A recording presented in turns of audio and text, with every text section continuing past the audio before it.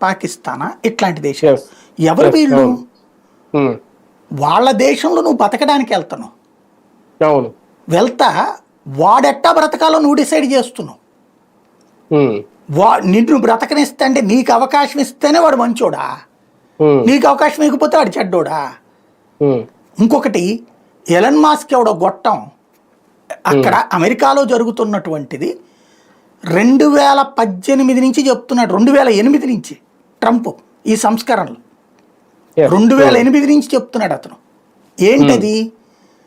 ఇచ్చుకుంటే వాయను, పుచ్చుకుంటే వాయను. ఇవాళ ప్రపంచీకరణలో ప్రపంచంలో ఏ దేశంలో తయారైన వస్తువు అయినా ఇంకెక్కడికైనా వెళ్ళి అమ్ముకోవచ్చు. ఇది కదా ప్రపంచీకరణ ఒప్పందం. అదే కదా. అప్పుడు నీకు ప్లేట్ భోజనం పెడితే నాకు ప్లేట్ భోజనమే కదా కావాల్సింది. ఎస్, అవును. ఏం జరుగుతోంది? అమెరికా వాడు ఒక వస్తువు తయారు చేసి ఇండియాకో, పాకిస్తాన్కో, బ్రిటన్కో, చైనాకో పంపిస్తే వాడు డబ్బున్నోడు కదా అని చెప్పి వాడి దగ్గర గుంజేస్తున్నారు, విపరీతమైన ట్యాక్సులు వేస్తున్నారు.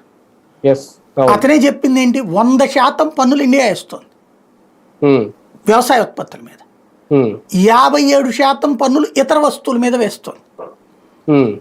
అంటే వాడు 100 రూపాయలు పెట్టి సరికి ఇక్కడికి పంపిస్తే 157 రూపాయలకి ఇక్కడ అమ్ముకోవాల్సి వస్తుంది. ఈ దేశ ప్రయోజనాల ప్రకారం అది కరెక్ట్ అంటున్నాం కదా. ఎందుకని? ఈ దేశంలో ఇప్పుడు ఫర్ ఎగ్జాంపుల్ వాడి దగ్గర ఒక బైకు 1,00,000 రూపాయలకి పంపిస్తే ఇక్కడికి వచ్చే 1,57,000 అవుతుంది. దాంతో మనం ఏం చేస్తాం? మన దగ్గర ఉన్న బైకులే కొంటాం. 1,10,000కో 1,20,000కో వచ్చాడు.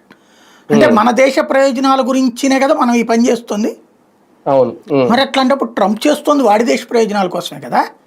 అంతే. అవును. ఇప్పుడు ఎందుకు? మన కంపెనీలు బాగుపడాలని, వాడి దేశంలో కంపెనీలు బాగుపడాలని ఆడు డిసైడ్ చేసుకుంటాడు కదా. వాడు చెప్పింది అది కదా, ఎన్నికల్లో హామీ ఇచ్చింది అది కదా. ఆ హామీ